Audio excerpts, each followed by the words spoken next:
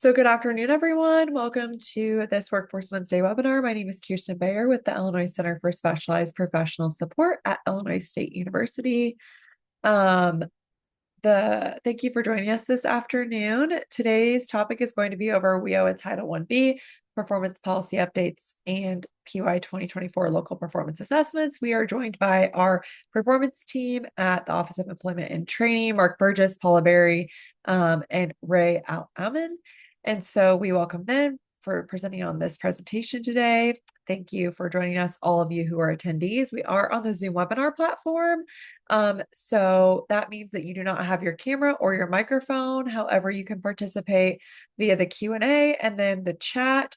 I will go ahead and open that up, Mark. I saw that you said I had it closed there. So now everyone can participate in the chat as well as the Q&A. Please ask any questions in the Q&A. And then if you have any comments, you can type them in the chat.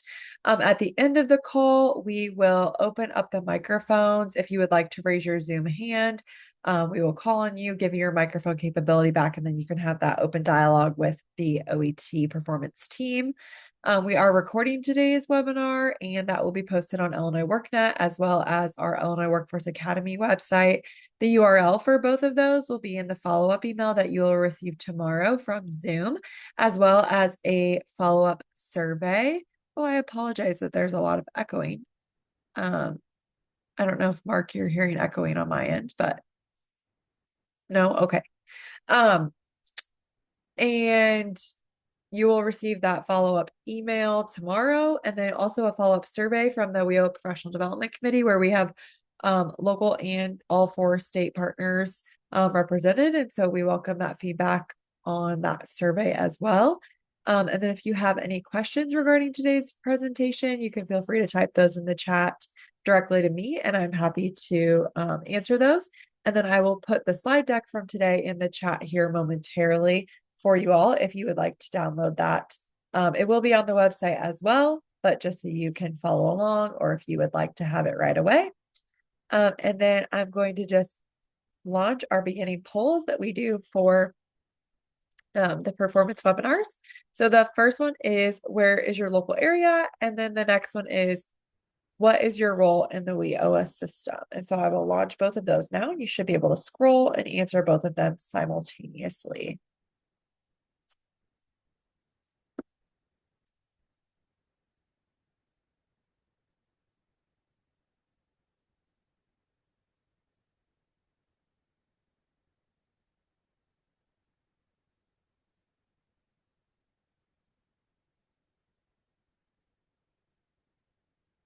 We'll give everyone 30 more seconds to answer those polls.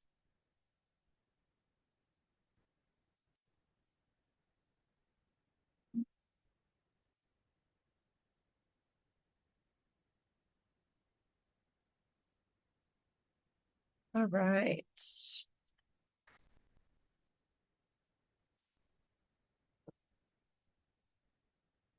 I'm going to go ahead and end those here and share the results. Looks like we have quite a few managers, directors, and some career planners and other WIOA partners as well as 4 local board staff and 1 local board member, which is awesome. Thank you for joining us. And then a good span across the state from Chicago all the way down to Southern Illinois and statewide. So thank you for answering those. And I'm going to hand it off to Mark to get started with the presentation.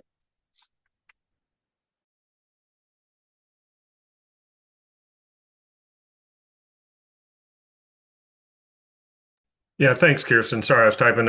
If you've indicated you're a stakeholder or a other WIOA partner, let us know in the chat room or chat pod where you're from, so we got a sense of who is joining, who's getting our outreach, and finding time to listen in on us on our presentation today. Really appreciate all of you joining today.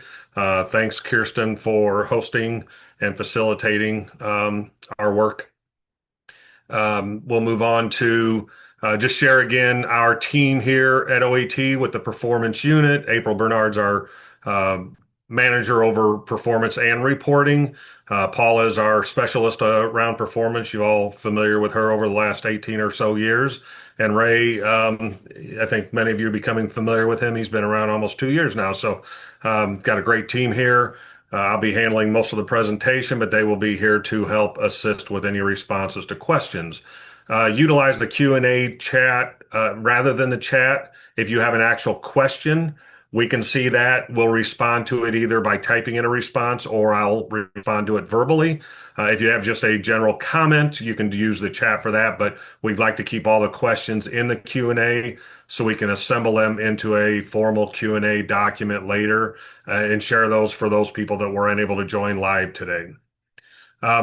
Today's webinar is really about providing some updates on policies around performance, around assessments, especially not necessarily on the actual indicators of performance, but on assessments, related information around those. The local performance assessments are going to be issued soon. We want to give you a little bit of update on that. And then we want to talk to you about the WIOA notice that has been in existence for several years. That's the hold harmless clause. It's called the Statistical Adjustment Model Pilot Project. So we'll talk a little bit about that today. And then before we end, I want to just remind everyone about the upcoming local performance negotiations and how you'll be getting information around that process and how you should start beginning your planning. All right, so our first policy that you're going to be seeing as an update is the assessing performance policy. This we are having a lot of additional policies being incorporated into the Chapter 3 of e-policy. Many of you have been receiving those from Laura Dom, our policy manager. Sorry, I'm moving my slides and not yours, so I appreciate someone pointing that out to me. So some of the numbering of policies are changing, even if maybe the policy itself doesn't change. In this instance, former policy 3.6 assessing performance is now going to be policy 3.10. If you have links to some of these already saved in your bookmarks, the link should still work and get you to the new policy page. But if not, go to the main e-policy page, find Chapter 3, and find your way down to these areas of the performance chapter. We've got a lot of information on many of these slides, so I'm gonna gloss over several of them where I think there's information that isn't changing. But I want to make sure you had the information, so we put it in all of these slides. The real changes forthcoming in this policy is back in 2024. When we were doing negotiations, when we updated policy, we indicated we were going to have overall local indicator scores and overall local program scores incorporated into your assessments as a board, local board, and for all the local partners of theirs. We are removing that. After we reviewed all of the guidance from USDOL and talked again internally, we feel we want to keep consistent with that guidance. And while the state is held accountable to overall scores in both the indicator and program level, local boards are not necessarily held to that. So we didn't want to unnecessarily burden you with additional metrics at this point in time. We've got enough going on our plate, as you know, with IWDS 2.0. And many other things that we feel like we're going to stick with what the guidance requires and limit anything beyond that. So that's really the biggest change with this assessing performance is that some of you have asked about these overalls, and I've been indicating for the last several weeks that you can expect this change to be forthcoming, and here it is. So if you were trying to figure those out, you can rest easy on those and not worry about those moving forward. However, what we are incorporating is the use of the statistical adjustment model in assessing your performance. We indicated that as well going into the negotiations for program year 2024 and 2025. We provided you a negotiation tool with SAM adjustments. We had to do that before we could actually apply a SAM adjustment at the end for your assessments. We're in that phase now, so we will be applying the SAM. As a reminder, it gives a predictive modeling of the outcomes during those negotiations in that negotiation tool.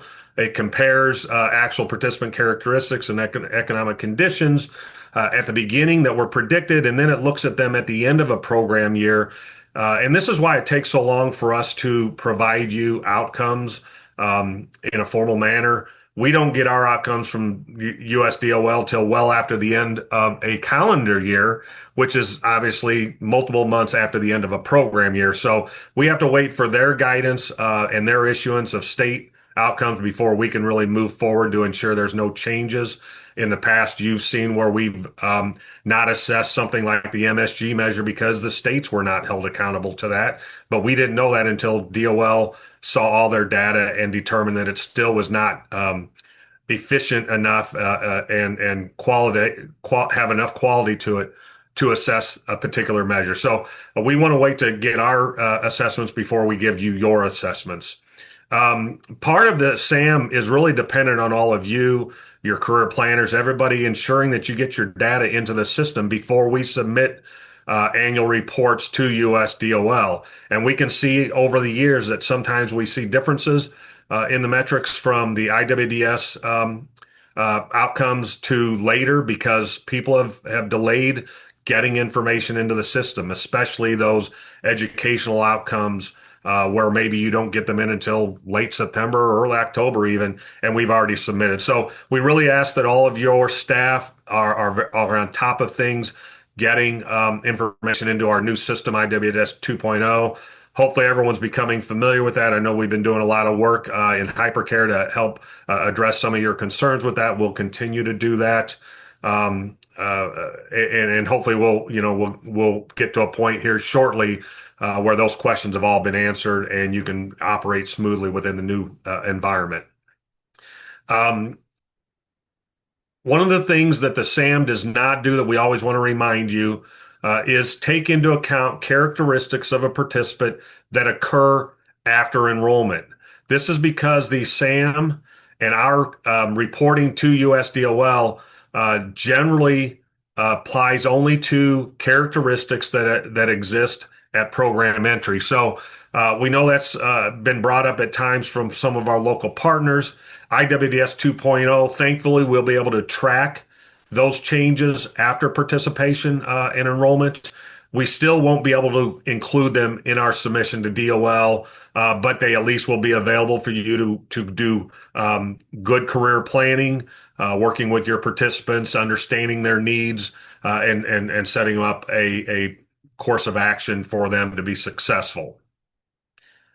Maybe in future years, we've expressed this concern to DOL. Maybe in future years, they maybe will change that policy and accept characteristics after enrollment. But until then, we can't submit them as part of our annual report or as part of SAM modeling. You certainly will be able to use those on a daily basis, however. All right, next policy that, and I think I've got the number wrong on the prior policy. We'll have to correct slide 7. I'm sorry. I think that should be policy 3.9 because performance sanctions is 3.10. Overlooked the error there. But we'll get this corrected in the version that gets uploaded to the website. And when we issue these policies formal, you'll see what the reference numbers are for those. For these next couple areas of sanctions and appeals, what we've done is pull out these areas that were in that notice 21 NOT.01 change 2. We will be updating that notice, removing sanctions and appeals and other items that aren't directly related to the pilot project specifically, and putting them in their own performance section and performance policy. So you had prior guidance in that notice, and where we're changing here, and I want to focus on this middle section, is we had a 3-step process for sanctions under that notice, where under the first year of an unsuccessful outcome, you would have technical assistance that you would have to enter into with us, where we would try to help you set a course of action for continuous improvement and correcting the potential deficiencies that led to your unsuccessful outcomes. Under that notice, there was a second year sanction where if you had the same outcome, same indicator, in the same program. So let's say it was employment second quarter after exit in the adult program. You had some unsuccessful 2 years in a row. That second year, we were requiring you to enter into what was called a performance improvement plan.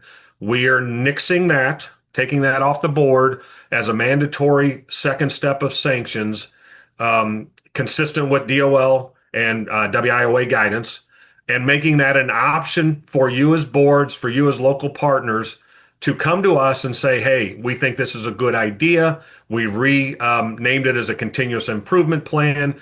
We really highly recommend that you do this because it takes time to develop, to do the analysis and develop the plan of action you might need to correct course on an unsuccessful outcome. So we are recommending now that you go into a CIP or a continuous improvement plan in that first step, in that first year of unsuccessful, rather than wait a second or third year, because we just don't know if you'll be able to get everything in place and really see the outcomes of all of your work by the time the third year comes around. And that has not changed. If you do have a third consecutive year, again, in the same indicator performance, in the same program, you'll have to go through what's called a reorganization plan that may include reconstituting your local board. It would take an analysis of all your providers, including your training providers, to determine which ones may be contributing to your unsuccessful outcomes, and you would have to stop utilizing those that have poor levels of performance. We can define that later if we get to that point with any local board. A lot of this needs to be, flushed out as we move along here. So we'll probably be convening some of you in a work group to start developing some of the context of some of these outcomes or these sanctions.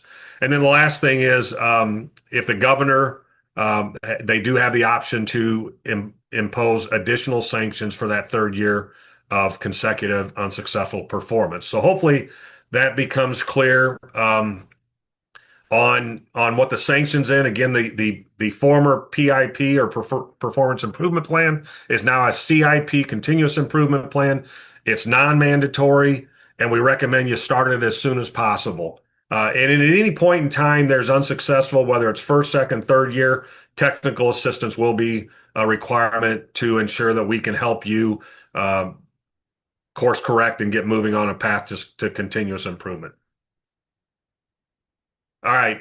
Within 3.10, we have point one, another chapter or subchapter of sanctions, which is boards always have the opportunity to appeal. We outline some ideas and some thoughts on why you might want to appeal. And we have some of those here.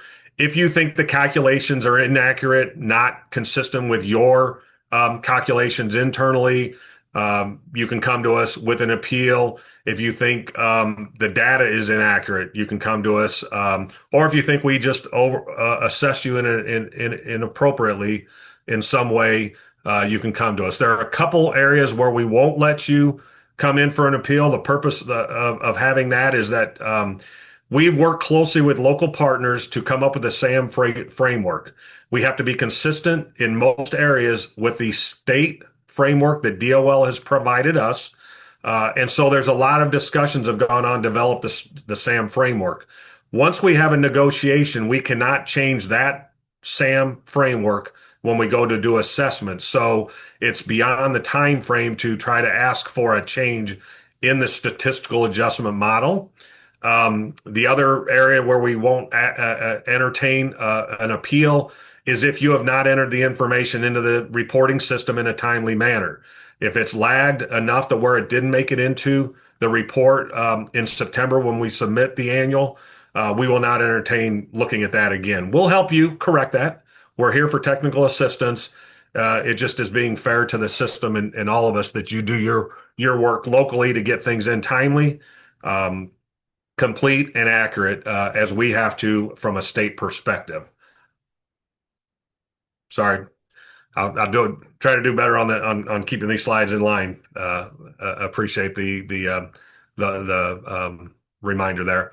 And so you see where I just talked about some ideas on when you might appeal and some ideas on when you shouldn't appeal.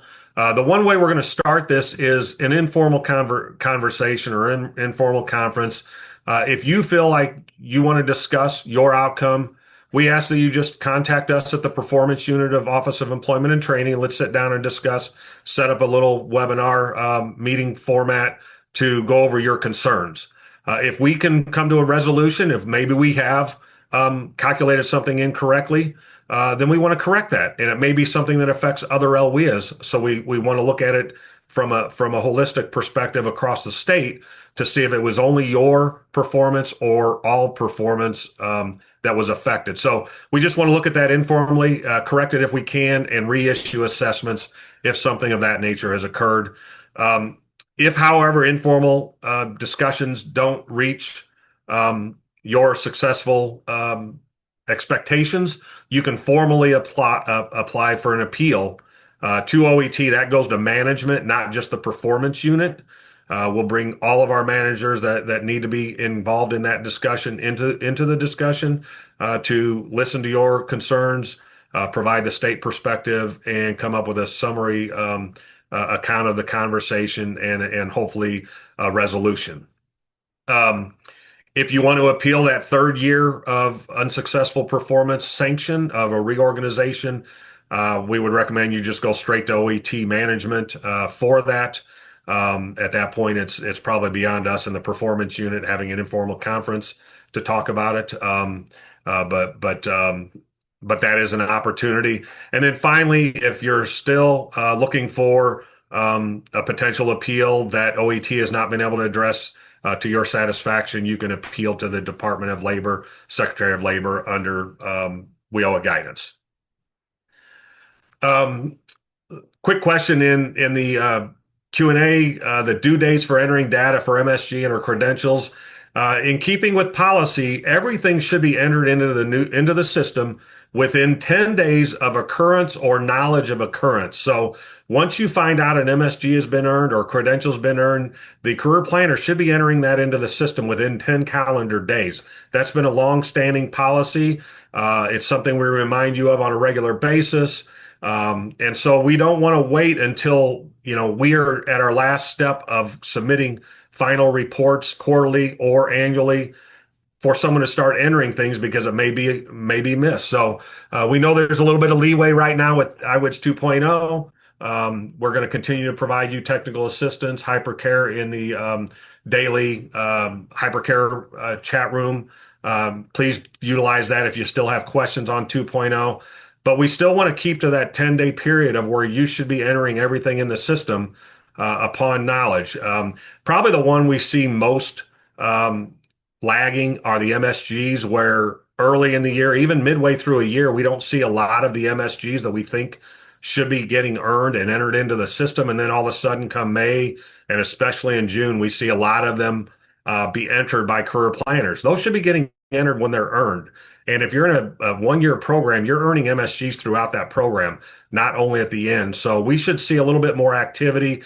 We hope 2.0 will help guide career planners to do that.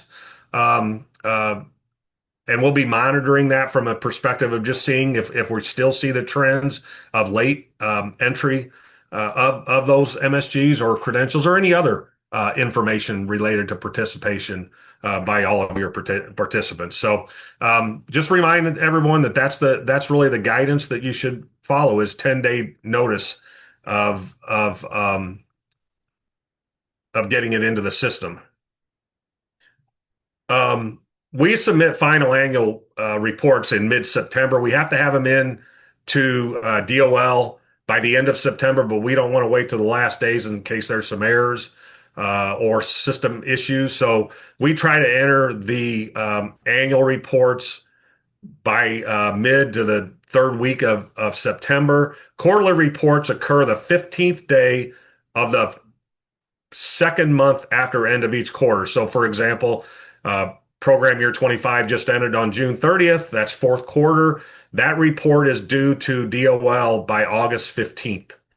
So we're feverishly working right now with the new system to ensure that we're capable of submitting and reaching that deadline. States do have the opportunity to ask for extensions if we need it.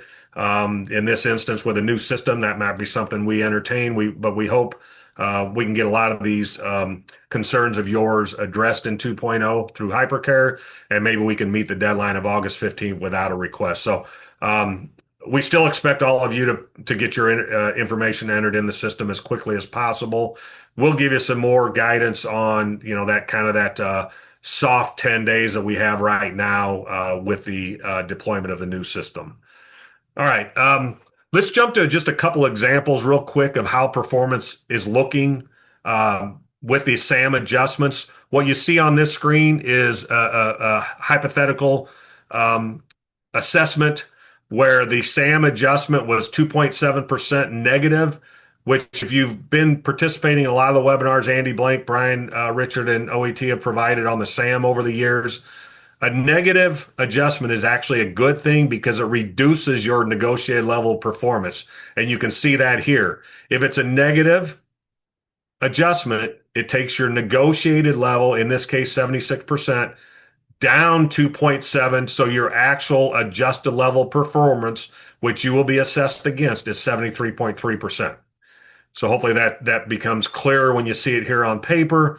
If you had an actual outcome of 75.6%, compare that to that new adjusted level of performance of 73.3%, you have a score or ability to reach your adjusted goal of 103.1. Anything over 70%, we're still maintaining the 70% threshold for successful performance. Anything over to 70 in that score means you're going to be successful in that measure. We do that 15 times through all your metrics and come up with 15 different assessments.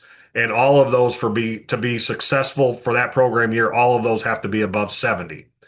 And so you see that 103.1 is definitely higher than 70. Most of you have a lot of 100 plus outcome scores. That's great to see. So you're exceedingly meeting, and that's kind of the term many of you are familiar with in the old iWoods legacy system. If you were above 100, you were identified as exceeding the threshold or the goal versus just meeting it.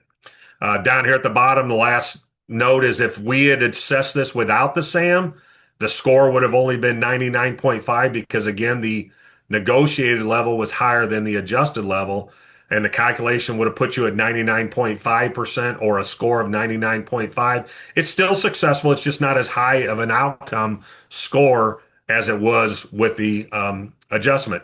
Had that been a positive plus 2.7, it would have gone the other way. They still would have been successful, but the number would have been smaller than 103.1 if you can envision that calculation.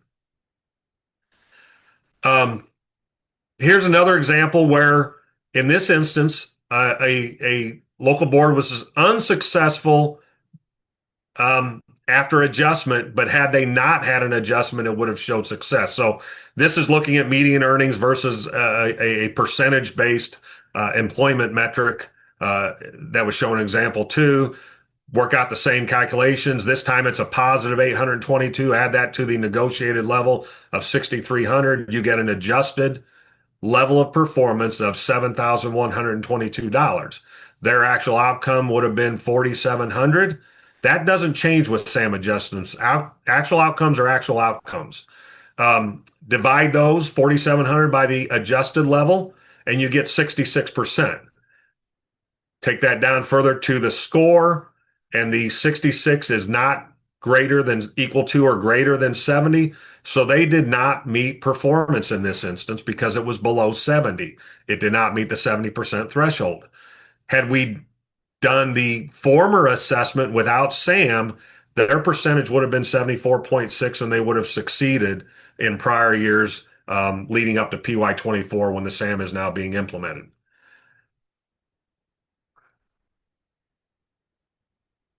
To Cass again, I don't know. Maybe Paula can respond to that. I don't know if we have an expected date where I think we were indicating, still try to meet the 10-day, but we're giving a soft. We're not going to hold you accountable from a monitoring perspective to that 10 days. I'm not sure if we have a final date to where we will ease off that soft date and allowing you to exceed 10 days right now. We just know it's taking career planners and everybody throughout the system some time to get comfortable inputting information, and we want to make sure that we continue to get you the information you need, get you allowing you to enter the information without worrying about the 10 days right now. But certainly, if you have the ability, somebody has the time to get it in um, and still meet that 10 days, please do that. It shouldn't be just a blanket statement to take the time you need if you don't need it. So um, we'll move on to looking at some historical performance now. Appreciates all these questions. Hopefully, I'm getting to those, and Paula's helping out with responding to those. She did indicate that by August 15th, that's our initial date. Hopefully, we can get everybody in and updated, and then the 10 days will apply after that. But we'll keep monitoring this to see where everyone's at, especially with hypercare ongoing. So in the past, here's an example of what PY23 looked like on the right. Um, Andy Blank is the person who develops the Power BI platform. It looked like this last year. You actually could look back 3 years when you got this link to performance of 2023. We added 21 and 22 to that. You can still see that. These are links when you get the PowerPoint PDF. You'll be able to click on these and it'll open up a page onto the Power BI platform and you'll see. So we give you a lot of information. I'm going to try to, I don't usually do this. I'm going to try to focus in on here, give you a little bit better look at what this looks like. You see here, we had numerator, denominator, score, goal, which was the negotiated goal, and then your score, which is your percentage and ability of your actual to meet that goal. You'll see in the next iteration, starting with PY24, there are more columns because we're adding the adjustments from the SAM and assessing you on those adjusted levels. So it's going to look very similar to this. You're just going to see more columns. Um, Now, as we looked into this, and after we submitted last year's um, performance, we became aware that we had access to what are called workforce um, integrated performance system, or WIPs. That's where we submit quarterly and annual reports. We've always had access to those at the state level. We were not aware that we had access to those at the local level until after our most recent submission. And as we started looking at that, we recognized there are some discrepancies between what we show in the old IWDS legacy system and what was showing in the WIPS system. The WIPS reports are all calculated off of the information from IWDS through what's called a participant information reporting layout, or PIRL, PIRL. And when we submit that to DOL, it makes all the calculations at the state level, and it's actually doing calculations for each local area. What we recognize where the discrepancy was, and many of you may have kind of wondered about this over the years in IWDS, because we are not allowed to show you out of state wages because it takes data sharing agreements with anyone that would see those wages. And we've left those at the state level up to this point. Only we could see those through our system back, kind of the back end of it, where we could see what those wages were. We receive those through what's called the state wage interchange system, or Swiss. We call them Swiss wages. And we all along thought IWDS was calculating your performance with Swiss wages included. They just were not showing them on the screen. And when we made these comparisons, it became evident to us that's not how IWDS got programmed. We apologize for the years of oversight of this. Can't apologize strong enough from my perspective, especially that we didn't recognize this was occurring for several years.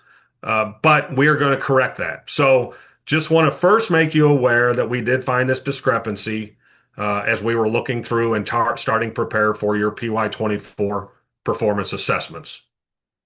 So I'll give a pause there. I've given you an awful lot of information up to this point, and I'm sure this is giving you a little bit of an alarm. So if anyone has any questions, to that specifically, I'd like to entertain those now and respond to them. If someone has questions on what that means as far as what we mean by inconsistencies, hopefully I made it clear that you couldn't see them on your end. If you looked at the IWDS screens, we couldn't see them there. It wasn't in the calculation, and I'll show you an example of that here as we move forward along. I'm not seeing any quick questions coming in the chat or the Q&A, so I'm going to go ahead and move forward. So what are we going to do with this? We are going to discuss how we can make the Swiss wages more transparent. We certainly will be including them in the calculation moving forward. We just have to figure out, do we want to give access to those wages and who is going to get access? We will bring some of you in to have those conversations. We don't want to do that in a funnel or a vacuum here at OET only. But what we see when we see these discrepancies, the one positive that comes from it, if you think of a calculation for employment second quarter after exit and employment fourth quarter after exit, if a Swiss wage was omitted in the numerator, the only thing that can happen if we add Swiss wages is your rate goes up. So your rates and outcomes have been a little bit suppressed by not showing or including these Swiss wages in the calculation. When we redo the calculation, you'll see an increase of your outcomes. None of these resulted in a change from successful to unsuccessful. When we get into the PY24 a little bit, we'll make mention that there are some unsuccessful this year, but they aren't due to the Swiss wage factored in or not being factored in, if you will. So we will work with some of you. We'll put together a team to figure out our true next steps on how we can be a little bit more transparent. I don't know if the answer is giving every career planner access to that information, even though it might be one of their participants. Does it need to be only at the director and performance manager level? So we need to figure that out. We look for some of you to help us do that. The one thing that it doesn't affect are the credential and MSG rates because employment and wages aren't factored into that. So it's only affecting the employment rates. And when we talk about the median earnings rate, some LWIAs would see an increase in the median earnings with the Swiss included. Some would see a decrease depending on where those wages fall in the calculation. So here's an example of what it looked like in IWDS. You're all familiar with this screen. You go in, you produce your local area end of year report. You click on numerator, denominator, and you see numbers that might look like this. They're all 50 states, to the best of my knowledge, LaDonna, are in the Swiss exchange and getting and giving wages alike. So, IDS doesn't get out of state wages. So when we do a wage match with them, we're only getting in-state wages. If you, as your career planners are meeting with a participant in follow-up and are made aware of employment outside the state and are provided verification of wages, career planners have been entering those into the system. If we then get a Swiss match through the exchange when we request that, then it overrides any manual entry that a career planner may have made, because that is the formal record that we have to utilize.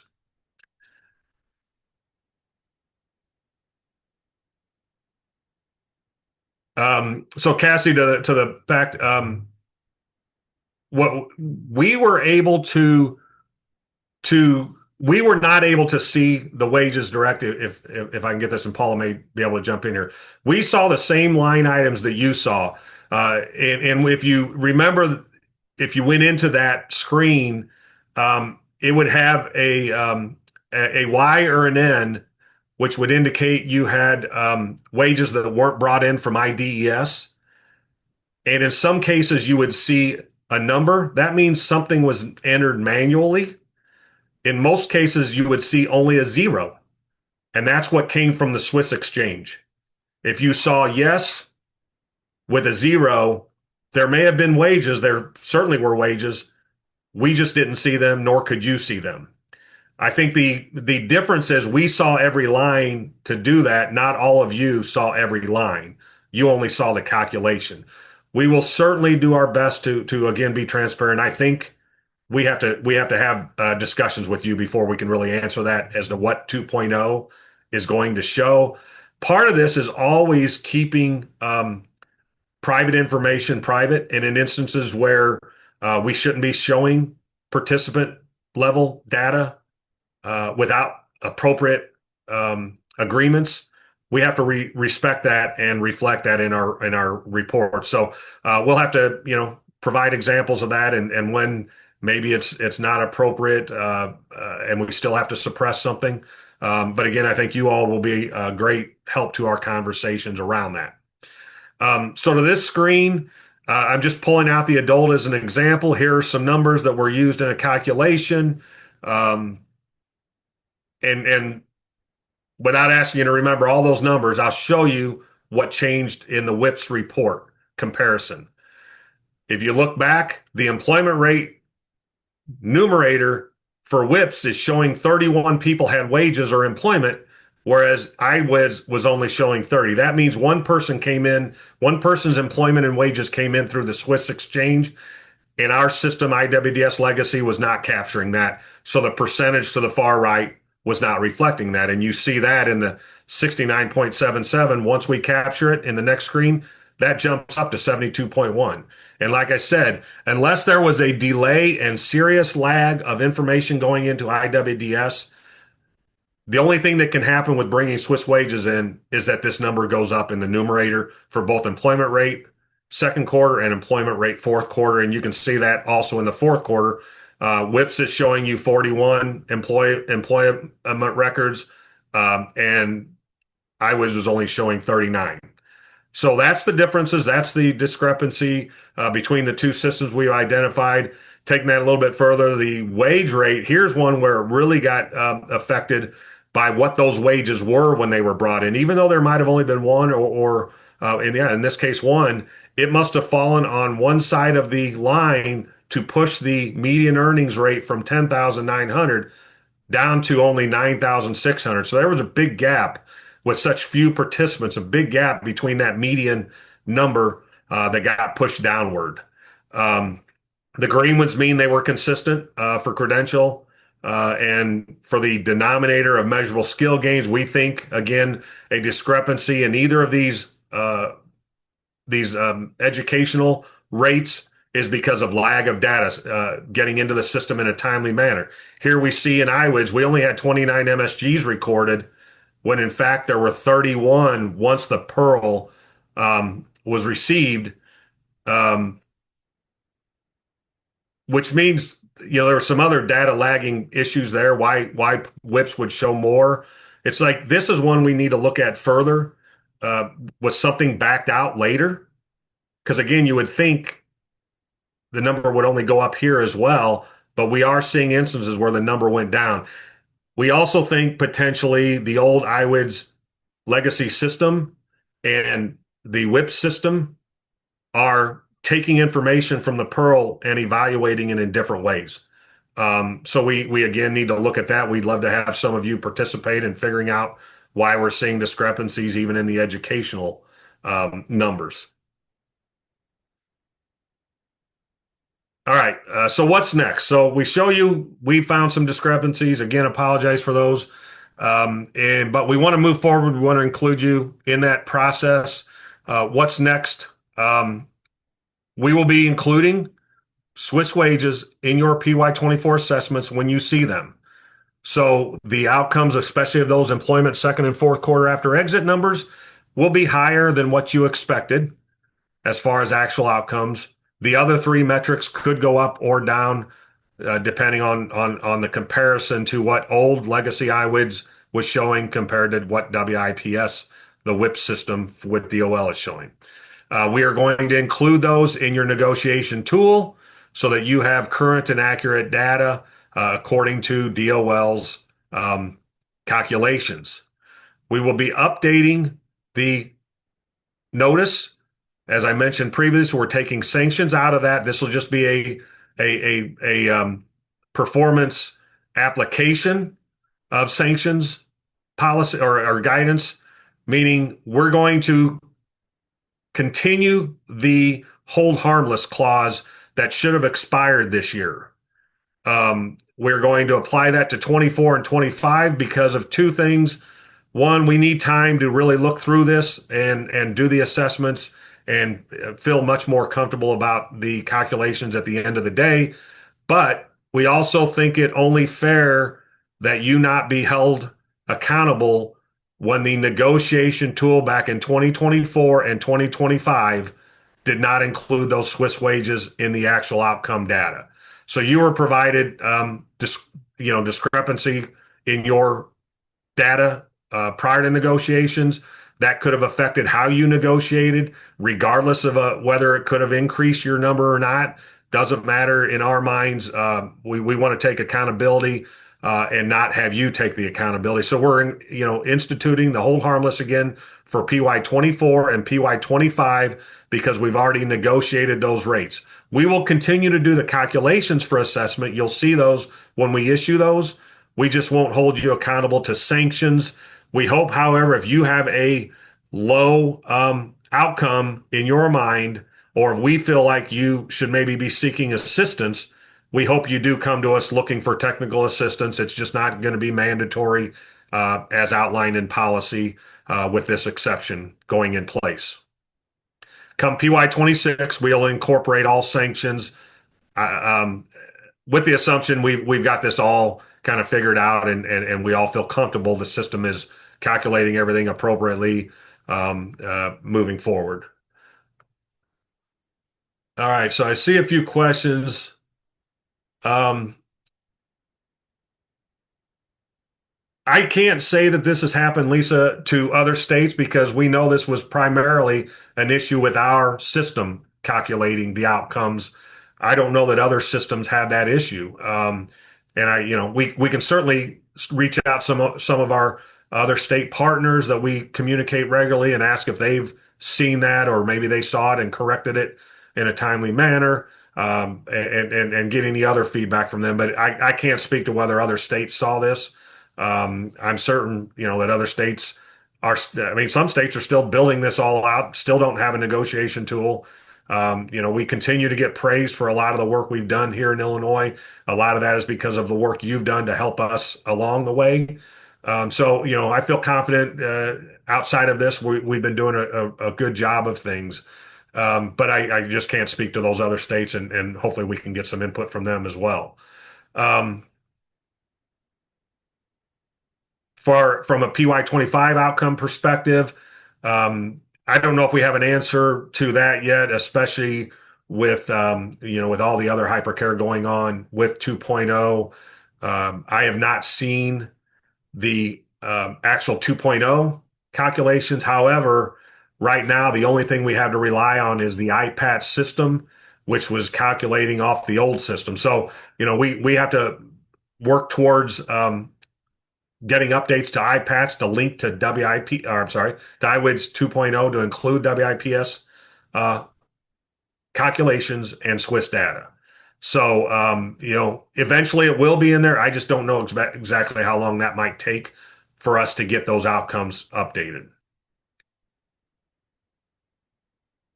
And we won't know what WIPS looks like until we submit at the end of September. So we don't even know what that's going to produce for us.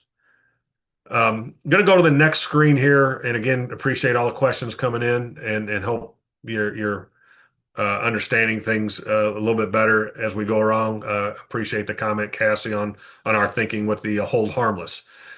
Here's an example of what PY24 will look like. I showed you previously what 23 and prior years look like without all these other calculations. Now you're going to see the full picture.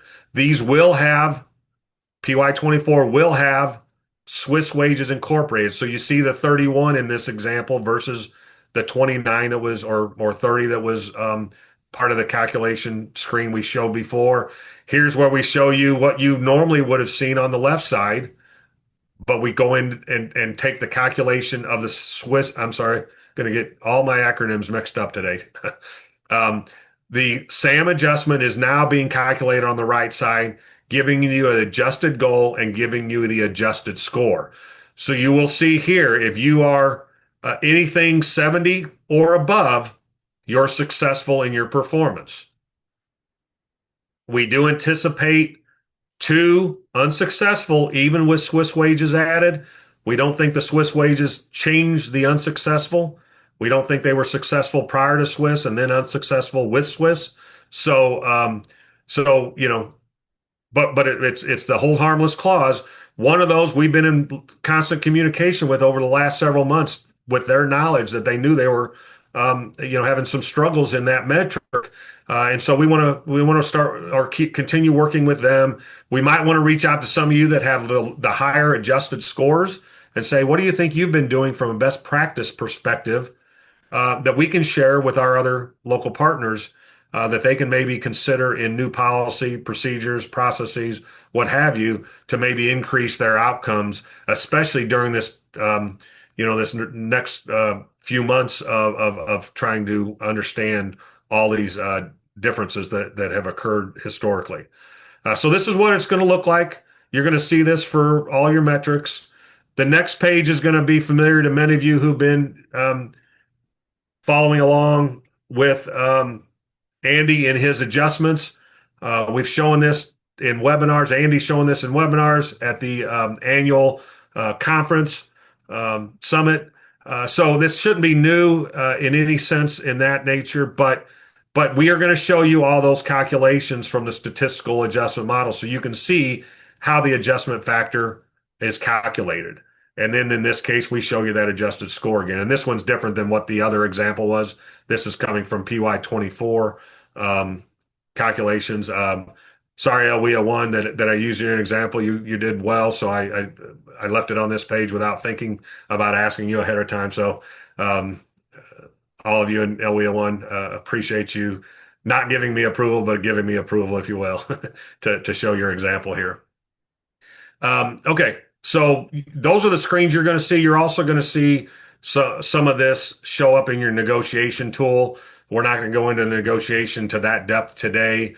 We're going to have a webinar later in the month. We're going to get information out to you soon to register for that. But you'll see a lot of this come into play in the negotiation tool as well. So you can see the whole picture when you start discussing among your local negotiation team how you want to come up with expected levels and prepare for the negotiation call. So let's quickly recap all this. The notice change is removing sanctions and appeals, putting those in their own policy, focusing only on the hold harmless, unsuccessful 1 year, 2 year, 3 year potential. And again, this is the same metric, the same indicator in the same program for successive years. If you're unsuccessful in 1 year and then you're successful the next, it starts the clock over for that indicator. If you're unsuccessful in multiple a year, but none of those are unsuccessful in a successive year, again, you're starting each of those over. So that's how that plays out with all of these. It's got to be successive years in the same indicator in the same program. All right, so quickly on the negotiations, we'll be providing you revised policy. There's not a lot changing in negotiations because we've been communicating, I know I have with many of you over the years in the every 2 year cycle. We started this back in 2020 when I first started in this position, holding local negotiations in the manner we do now in the WIOA. And each year you've all been pretty pleased, if not exceptionally pleased with the process. A lot of positive comments. So we don't feel like there's any need to be changing at this point in time. So you won't see a lot of changes, but we do need to update the notice and policy to reflect the program years that we're going to be negotiating for. And those again are 26 and 27. The one thing we will be asking you, and we'll talk a lot more in that webinar that's forthcoming around negotiations, is we really want to see all of your justification, all your rationale for what you submit to us as expected levels of performance. We did this with DOL this year when we negotiated with them in May. We provided them pages upon pages of justification of our stance on what we submit as expected levels of performance. April can attest, as she had just started with us in her role as the performance reporting manager. Um, she was waiting for something to be difficult, something to be some back and forth negotiation that might be a little contentious. It never happened. I think the fact that we provided them everything we could have to support our case, they came in with a very clear picture of our stance, and more than not, they accepted our expected level. We hope we can pass that on to you in the negotiations at your local level with us by asking that you submit everything you possibly could use as why you are submitting your expected levels of performance. We're going to give you some pointers in that webinar on the things we submitted that worked, we think. We're also going to give you some maybe not so good things that we've seen over the years, such as no justification. We're not going to get to a point where we're not going to accept expected levels without justification. It just makes it more difficult, and we have nothing to stand on from your perspective other than the data that we all have in that negotiation tool. And that may be different than what you really want to negotiate too. So please keep that in mind. The other thing that we've seen historically is relying too strongly on the negotiation tool. It's predictive, but it's not an indication of what your outcome will certainly be. And to rely on that solely is not really a good model, a good plan. And the last one I'll quickly remind that we've seen over the years is relying on past performance too strongly in a sense of, well, we're asking to come up 1% of what we negotiated last year or 2 years ago. We think that's adequate show of continuous improvement when your past performance shows you've had a 5 or 6 or 7% increase over the last several years. Use the data appropriately in calculating and determining your expected levels, not so much your last negotiation. If your outcomes don't support that, we'll get you the WIPS information in that tool, including the Swiss wages, so you have a clearer picture of those calculations. And we ask that you put together a team again for the call itself. You can certainly involve anyone, any partners necessary, any staff locally necessary to develop your plan to attack submission of expected levels and prepare for the call. We just want the call numbers down so that we don't have a lot of cross discussion amongst team members. We keep ours to 3 or 4 at the most. We hope you can keep yours to 5 members with one spokesperson primarily during the call. Our goals, I wish you wouldn't ask that, Michelle, because I'm trying to think. Most of them went up. We did have a few we were able to hold steady. One thing we'll make clear and remind in the negotiation webinar, we use 2.0 as a strong point of we think it may take our career planners and all of our local staff a little bit of time to get adjusted to the new system. We don't know how that'll play out as far as data entry ultimately when we go to submit end of year reporting. We don't know how that will necessarily affect outcomes. We actually hope that 2.0, with a lot of its built-in capabilities, will guide career planners much more than the old legacy system did.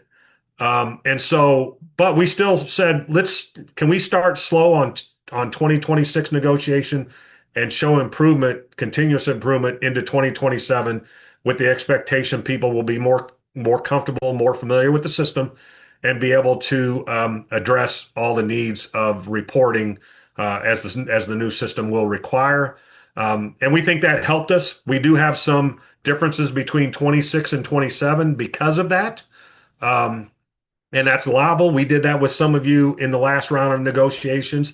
So take that into consideration. Again, we can speak more to that on the 29th of July. And that's when we're going to have that next negotiation call. Here you see the cycle for this round of negotiations. We'll be getting the tool out in the next few days. We've just got a last review of it. Before we issue that, we'll issue the revised policy and guidance, hopefully by the end of July, at the latest early August. I hope we don't go into that, that late because you guys will want to be preparing once you see that webinar, if not start before that. Once you get this PowerPoint, and I'm going to copy this link, put it in the chat, put this on your calendars. You can start registering. There's no description, but you just heard what the description is going to be. We're going to help you prepare for negotiations. We're finalizing the actual description. It'll go out in an email from ICSPS, like all the professional development does. But if you wish to go ahead and start registering, I put the link in the chat. It's going to be on this page or this slide of this PowerPoint. Um, Before we move off the slide, the next steps here are submitting your local proposed goals or expected levels of performance. They're the same thing. Proposal or expected levels are again the same thing. We want you to submit those in August. At the latest, we're going to have a deadline of early September to submit those. And then once we receive those, we review them and feel like they're complete. We will then contact you to schedule a call, and then we'll conduct those calls starting in late August all the way through the last couple weeks of September. We have to have all of these complete by the end of September and inform DOL Region 5 of all 22 sets of local negotiations. So that's a deadline we have to meet. We won't be able to get an extension of that. We've already in the past talked to DOL on that. The first year we went through, we got an extension, and they made it clear that that's really not something they want to entertain again. So hopefully, we can get everyone submitting your expected levels in early August, maybe mid-August, and get you on the calendar. If you have any issues, we'll talk to you about that in the webinar. All right, so let's address some of these questions. Um, from Cassie, as far as continued data lag after entering data, I'm not sure. Generally, if you enter something in the system, it should update rather quickly.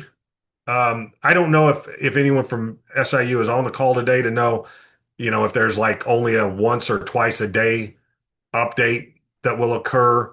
I've not heard that. Some things that you entered in IWDS were seen in IPATS rather quickly, almost instantaneously. So I hope that some of this information can occur. You'll be able to see immediately in reports once it's entered into the system. Does a hold harmless from Thaddeus for 24-25 mean that if we fail a performance measure and then fail the same measure again in 26, we would be considered the first year for purpose of 3 consecutive years? Yes.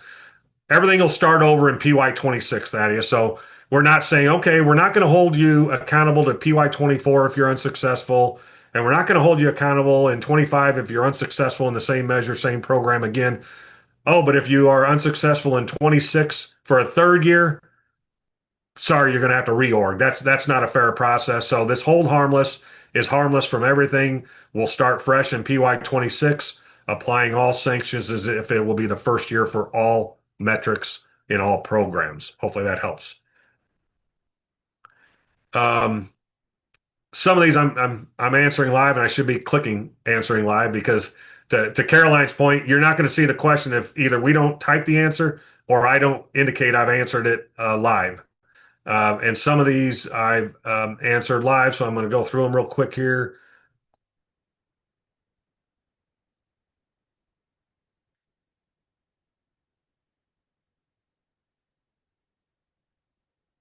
Seems like I've answered most of these live.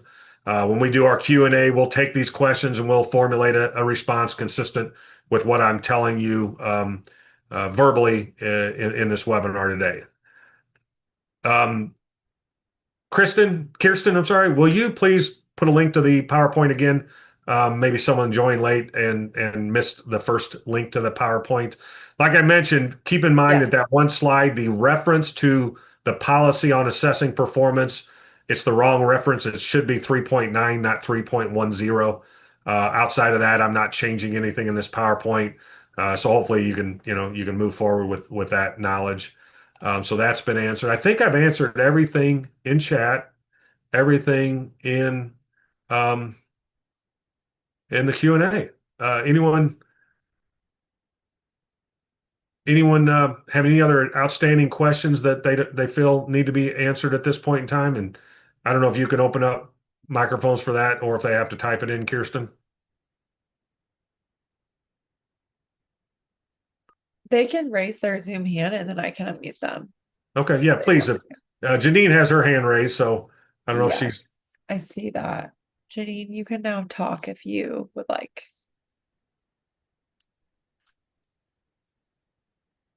I don't know if maybe that was like an accident. that or it was long ago and it was answered already through another question. Yeah, please. We've still got a little bit of time here. I know I went through a lot of this fast, so if we need to revisit any slide to help clarify something, we can go back and do that.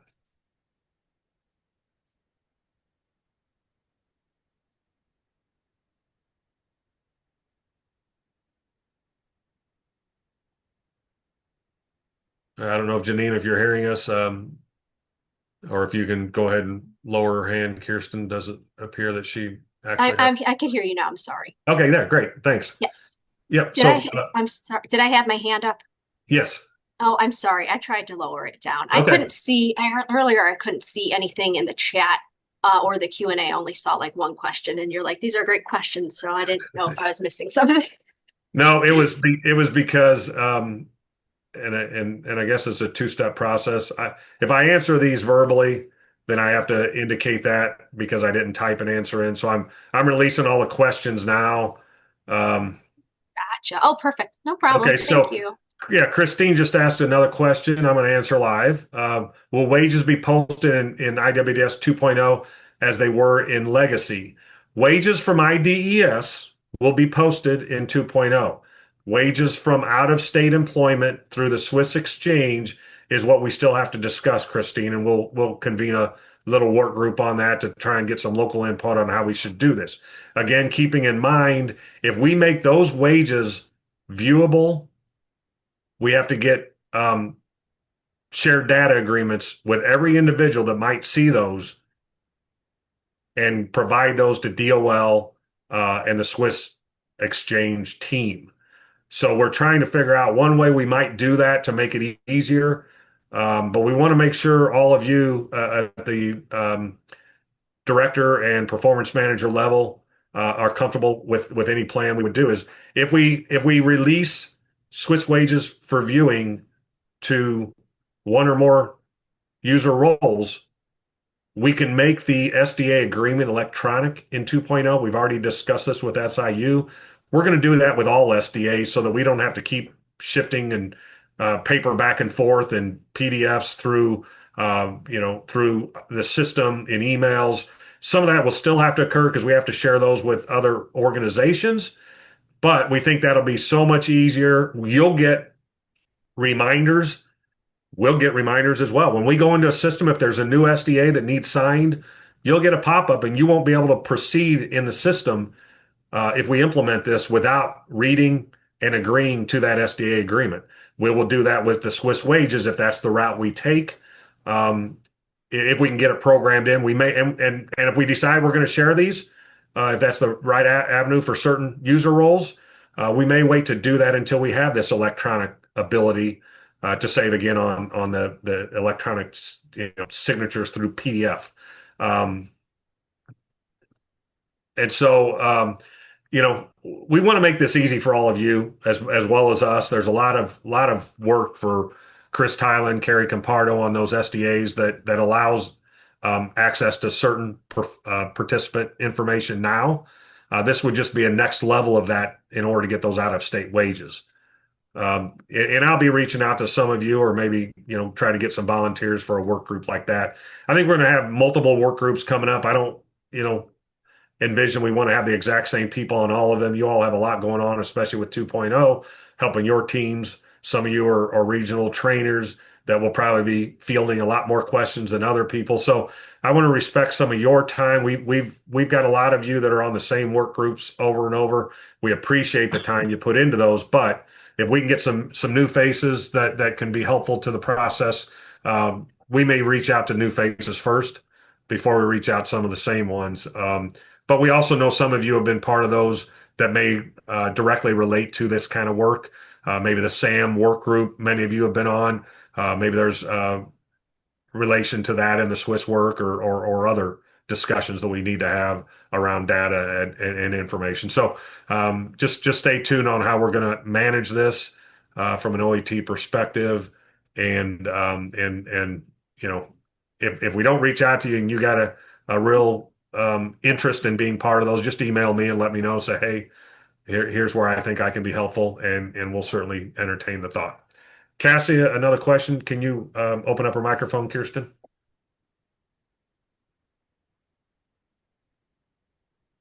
Am I able to speak? Yes. Hi, Okay. Cassie. Hi, Mark. Yeah, hi. A So, lot of great questions. Appreciate. no problem. So, I remember you saying something about the SDA. Is this going to be different than what Christopher sent out last Wednesday? It will be there. If we share Swiss data, it's a totally different SDA Okay. that's required. It's not even really called an SDA. It's called an addendum to the SDA agreement that we Okay. make as a state. So we'll be reaching out to. We've got some other people we need to reach out to get those, the ones that like at SIU that we need to get some new staff SDAs. But from a local perspective, we just need to identify who needs access to that, ensure we're not jeopardizing the security of participant information for those people that we decide not to get that Swiss data. And really, the one that has always been a kind of a confusing point to me is with a small sample size.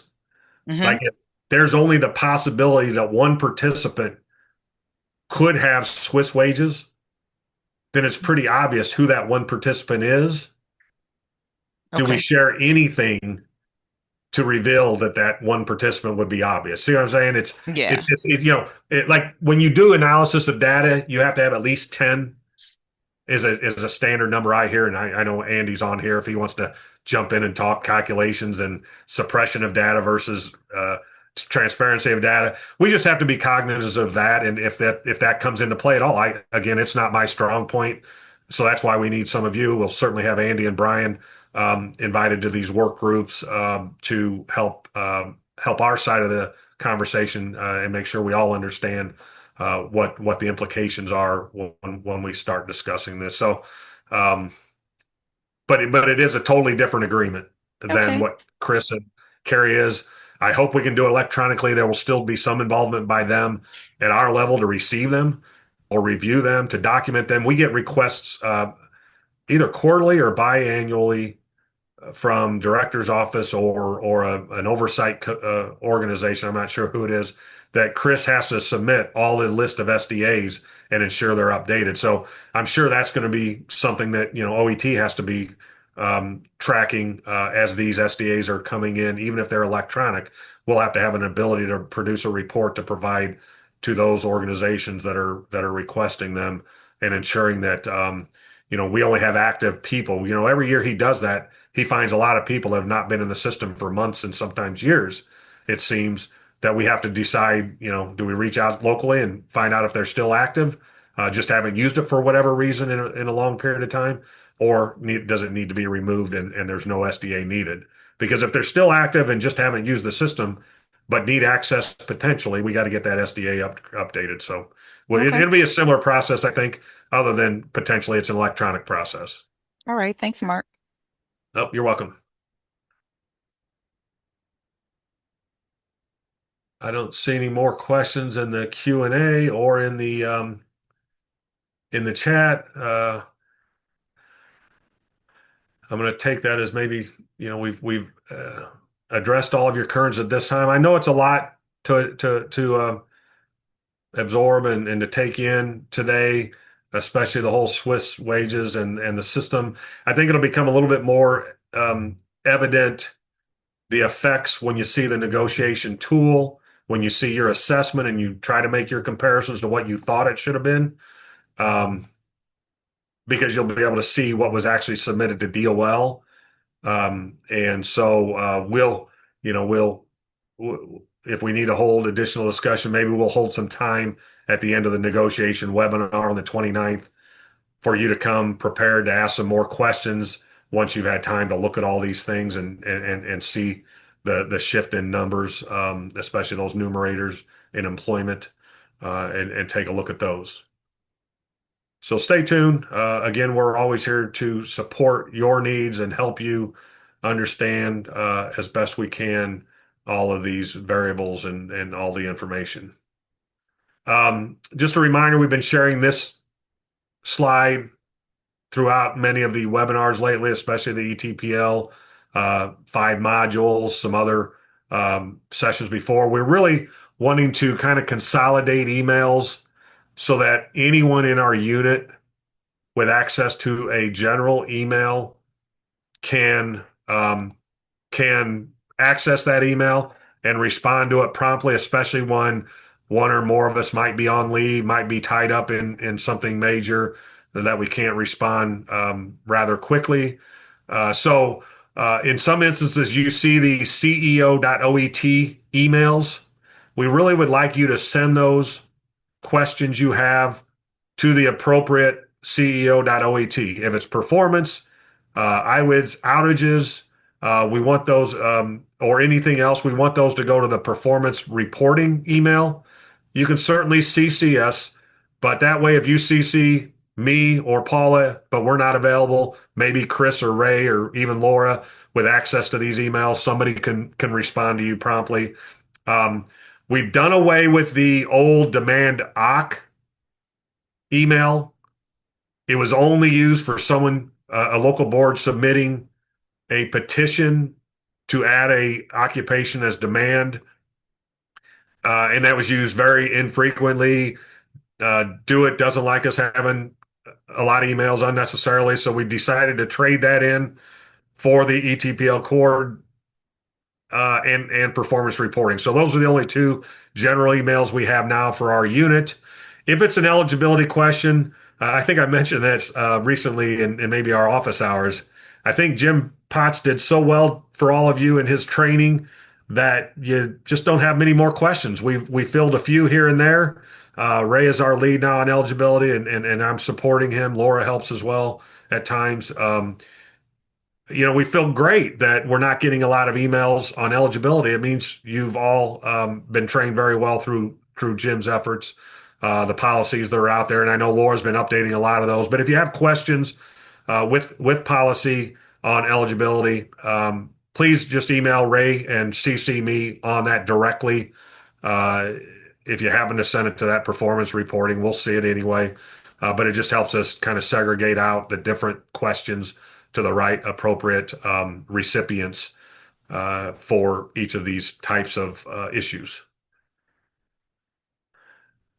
All right. With that, I think we're done with the presentation. Appreciate you all joining, especially appreciate those board members that joined today. We know it's tough to get time in your schedules. We appreciate the other partners that joined, but certainly all of you Title I partners. I hope we've provided you enough information to move forward and understand some of the changes forthcoming. We will be getting you an email out with link to the PY24 assessments, hopefully by the end of the week. We will then shortly thereafter get you updates on policies around negotiations, as well as a link to that negotiation tool.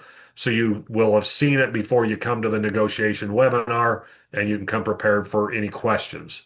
Thank you for your time again, and everyone continue to field your questions on 2.0 in the hypercare. They're there throughout the rest of this week. I think they're going to extend some hypercare into next week. I think we're also going to, for those of you that are ETPL coordinators, we're going to have a couple dedicated hypercare sessions for ETPL for providers to come in that are maybe struggling to get in the system, still not fully understanding how to enter an application or update information, or potentially have questions on the performance reporting. Another session may be strictly for you ETPL coordinators for the questions you might have in reports on all the programs and providers you might need to review and send approval to us and things of that. So look forward to some guidance from Sarah Blaylock as we continue to discuss how best to move forward on the hypercare. But I'm pretty sure we're going to have some sessions solely on ETPL. Everyone have a great day, and we'll talk to you in a couple weeks around negotiations. Thank you.